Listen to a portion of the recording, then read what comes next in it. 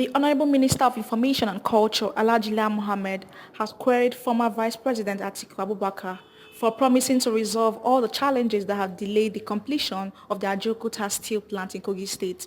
Atiku had earlier made the promise during his campaign in Kogi State a few weeks ago, saying he would end all crises if voted into office. Former Vice President Atiku Abubakar, the presidential candidate of the PDP, said if voted into office, his government will resolve the problems facing the Ajaokuta Steel Company. This is a deceitful and fraudulent statement born out of ignorance and desperation for power. A little bit of background will show that the former vice president was deceiving Nigerians when he made that promise.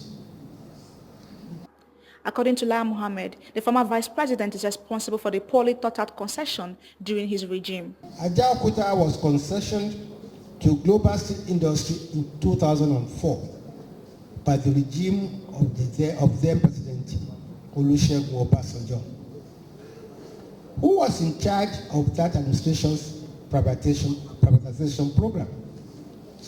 To the same Alhaji Atiku Abubakar. That concession that turned out to be a mess was terminated by another PDP administration. Following the failed concession, the concessionaire, Global Steel Industry, took the federal government to court, asking for $7 billion. And the case lingered for 12 years until the administration of President Muhammadu Buhari, who stepped in, and the company finally settled for $496 million.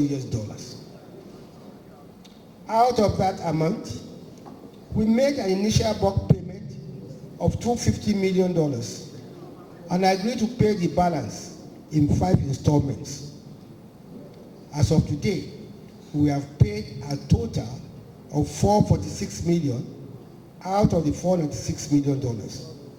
We will make the last payment of less than $50 million next month, and Ajaokuta will revert fully to us, ending the shameful and failed concession by the administration which Alhaji Atiku Abubakar served as the VP. So the question to ask is, what Ajaokuta promise is he trying to fix?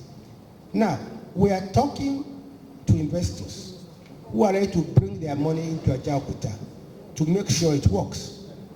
The Honorable Minister of Mines and Steel Development, who was here last month, assured that before this administration leaves office, Ajaokuta will be concessioned in what he called equitable terms.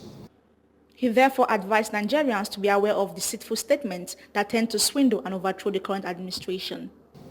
What I'm saying in a sense is that the problems facing Ajaokuta was a poorly thought out and poorly executed concession by the regime in which Alhaji Atiku Abubakar was vice president, and a regime under which he presided over the failed privatization program.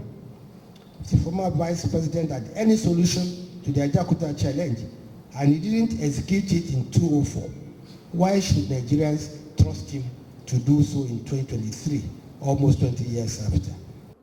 Norma Omeje,